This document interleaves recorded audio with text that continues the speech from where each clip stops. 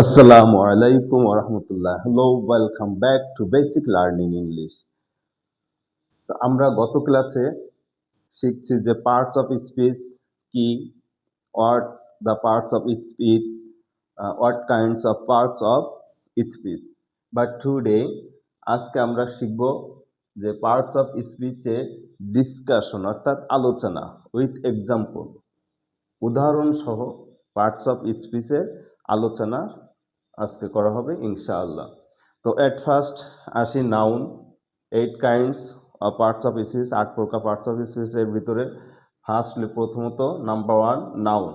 Noun main গত ক্লাসেই বলছিলাম যে নাউন অর্থ হলো নাম, এনি কাইন্ডস অফ নেম, অর্থাৎ যার কোনো নাম দেওয়া যায় সেটা হলো নাউন। এখন নাউন বিভিন্ন ধরনের হতে পারে, নাম বিভিন্ন ধরনের।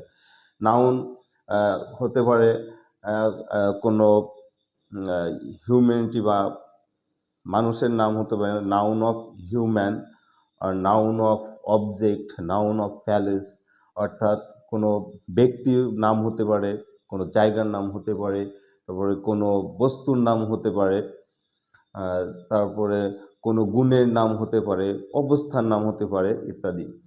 তো এখানে আমি মেনশন করেছি আব্দুল্লাহ, ঢাকা, বুক। ঢাকা একটা জায়গার নাম, এটাও নাউন। বুক হলো একটা জিনিসের নাম বা বস্তুর নাম, যেমন বুক না হয় ফেন, এটাও হলো একটা নাউন। তা আব্দুল্লাহ একটি বই পড়িতেছে, আমি এখানে উদাহরণ লিখছি বাংলা এবং ইংলিশ দুটাই উদাহরণ লিখছি বোঝার জন্য। এবং এই আব্দুল্লাহ শব্দটা প্রায় অধিকাংশ, প্রায় সবগুলা উদাহরণে আব্দুল্লাহ নামটা উল্লেখ করা হয়েছে, জাস্ট সহজে যাতে বুঝতে পারো, এই জন্য সহজে বোঝার জন্য। তো আব্দুল্লাহ একটি বই পড়িতেছে, এই বাক্যে আব্দুল্লাহটা হলো নাউন বা নাম, নাম হলো আব্দুল্লাহ। এবং আব্দুল্লাহ ইজ রিডিং এ বুক, আব্দুল্লাহ একটি বই পড়িতেছে। তাহলে এখানে নাউন বা নাম কোনটা? নেম অফ হিউম্যান, মানুষের নাম, এটা হলো আব্দুল্লাহ। ওকে, নাম্বার 2 প্রোনাউন। প্রোনাউন বলতে আমরা বুঝি ইনস্টেড অফ নাউন, অর্থাৎ নামের পরিবর্তে যে ওয়ার্ডটা সেন্টেন্সের ভিতরে, বাক্যের ভিতরে ইউজ হয়, ব্যবহৃত হয়, সেটা হলো pronoun. Such as I, we, he, which, what ইত্যাদি, দিজ। তো এখানে প্রোনাউন একটা এক্সাম্পল উল্লেখ করা হচ্ছে বাংলায়, যে সে একটি বই পড়িতেছে। সে একটি বই পড়িতেছে, কে বই পড়িতেছে? এই আব্দুল্লাহ পড়িতেছে। তো আব্দুল্লাহ যখন ছিল সরাসরি নেম, আব্দুল্লাহর নাম ছিল, তখন সেটা নাউন হয়েছে। যখন আব্দুল্লাহর পরিবর্তে সে বসেছে তখন এটা হয়েছে প্রোনাউন, সেটা হলো pronoun. He is reading a বুক, তো সে একটি বই পড়িতেছে। এখানে সে বলতে কে? আব্দুল্লাহ, অর্থাৎ আব্দুল্লাহ নামের পরিবর্তে ব্যবহৃত হয়েছে। সুতরাং এখানে সে হলো প্রোনাউন বা বিশেষণ, আর এখানে ইংলিশে হি হলো pronoun. Number 3 adjective. Adjective noun বা প্রোনাউনের দোষ, গুণ, অবস্থা, সংখ্যা ইত্যাদি উল্লেখ করবে। তো এখানে রয়েছে গুড, ব্যাড, ফ্যাট, পোর। তো গুড ভালো অবস্থা, ব্যাড খারাপ অবস্থা, ফ্যাট মোটা একটা অবস্থা, পোর একটা সিচুয়েশন বা অবস্থা। তো আব্দুল্লাহ একজন ভালো ছেলে, বাংলায় এক্সাম্পল দেওয়া হয়েছে আব্দুল্লাহ একজন ভালো ছেলে। এখানে আব্দুল্লাহ একজন ভালো ছেলে, তাহলে এখানে ভালো, ভালো ইট ইজ এ গুড, ওর অর্থ ভালো, ভালোটা হলো অ্যাডজেক্টিভ, ভালোটাই হলো অ্যাডজেক্টিভ। এটা ট্রান্সলেশন করলে হয় Abdullah is a good boy, Abdullah is a good boy, এখানে এই গুডটা হলো অ্যাডজেক্টিভ।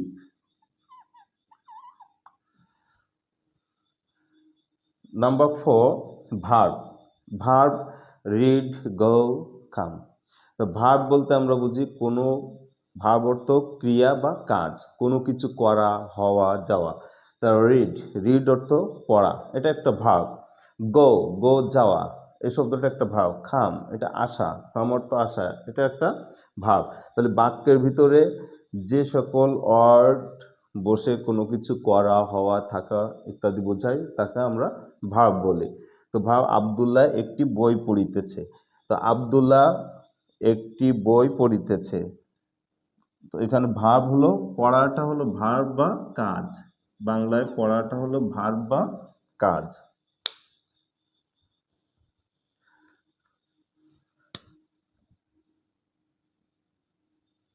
হ্যাঁ, পড়াটা তাহলে Abdullah is reading a book. ঠিক একইভাবে রিডিংটা হলো ভার্ব। এরপর আছে number 5, adverb. Loudly slowly, loudly slowly. অ্যাডভার্বটা হলো ভার্বকে বিশেষায়িত করে, মডিফাই করে। যেমন কাজটা কখন, কোথায়, কিভাবে হয়, এরূপ যদি বোঝায় বাক্যের ভিতরে যে ওয়ার্ড এইরকম বোঝাবে সেটাকে আমরা অ্যাডভার্ব হিসাবে গণ্য করব। তো বাংলা এখানে এক্সাম্পল উল্লেখ করেছি, দেখো, আব্দুল্লাহ জোরে জোরে বই পড়ে। আব্দুল্লাহ জোরে জোরে বই পড়ে। তাহলে এর ভিতরে অ্যাডভার্ব হলো জোরে জোরে। অ্যাডভার্ব জোরে জোরে। Abdullah reads loudly, Abdullah reads loudly. তাহলে রিডস এটা হলো ভার্ব, এটা ভার্ব, আর লাউডলি এটা হলো অ্যাডভার্ব। অর্থাৎ আব্দুল্লাহ কিভাবে পড়ে, আব্দুল্লাহ কিভাবে পড়ে, জোরে জোরে পড়ে। এই জোরে জোরে এটা অ্যাডভার্ব। আর আব্দুল্লাহ রিডস লাউডলি, লাউডলিটা হলো adverb. Number 6, preposition. Preposition with one two. তাহলে আব্দুল্লাহ কলম দিয়ে লেখে, আব্দুল্লাহ কলম দিয়ে লেখে। তাহলে আমরা এই বাক্যে আব্দুল্লাহ নাম, এখানে যে কলম এটাও নাম দিয়ে লেখে, এই লেখাটা হলো কাজ বা ভার্ব। তা প্রিপোজিশন, প্রিপোজিশন কাকে বলে? যে ওয়ার্ড নাউন অথবা প্রোনাউনের আগে বসে, নাউন বা প্রোনাউনের আগে বসে তাদের সাথে কি করে সম্পর্ক স্থাপন করে, তাকে কি বলে? প্রিপোজিশন। তো preposition, Abdullah writes with pen, Abdullah writes with pen, Abdullah কলম দিয়ে লেখে। তো এই বাক্যে প্রিপোজিশন দিয়ে এবং আব্দুল্লাহ রাইটস উইথ পেন, এটা হলো উইথ হলো প্রিপোজিশন। এবার number 7, conjunction. Conjunction but and or. আমরা প্রি ক্লাস থেকে জানতে পেরেছি, যে জেনেছি যে কনজাংশন অর্থ হলো জোড়া লাগানো। যে ওয়ার্ড টু আর মোর সেন্টেন্স, অর্থাৎ দুই বা দুইয়ের বেশি বাক্যকে কি করে সংযোগ করে বা জোড়া লাগায়, সেটাকে আমরা কনজাংশন বলি। তা আব্দুল্লাহ গরিব কিন্তু সৎ, আব্দুল্লাহ গরিব কিন্তু সৎ। তো এই বাক্যে আব্দুল্লাহ গরিব একটা অংশ, কিন্তু পরে সৎ এখানে আরেকটা অংশ। অর্থাৎ আব্দুল্লাহ গরিব, সৎ, এই দুইটা অংশকে কিন্তু সংযোগ করেছে এই কিন্তু। তো এখানে কনজাংশন হলো বাংলায় কিন্তু। Abdullah is for but honest. তাহলে এখানে এই বাটটা, বাট হলো কনজাংশন। ইন্টারজেকশন, এলাস, হাস, হুররা।